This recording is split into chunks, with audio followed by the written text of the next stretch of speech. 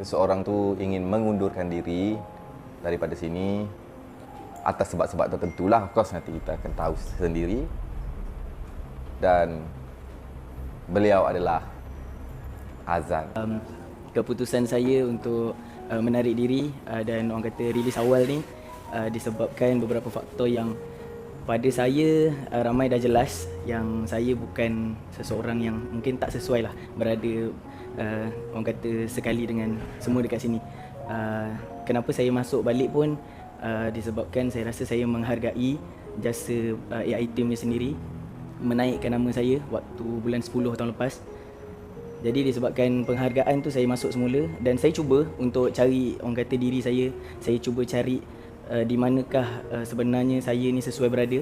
Tapi saya faham dan saya maklum yang AI team ni tempat untuk saya cipta nama saya tapi bukan cipta kerjaya saya di sini.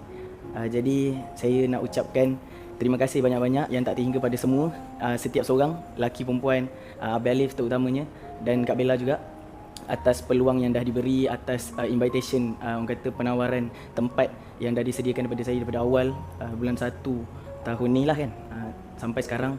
Terima kasih banyak-banyak. Saya minta maaf andai kata saya ada terkurang bahasa, kurang ajar ke, saya ada terbuat silap ke, ada termengata ke, saya minta maaf banyak-banyak.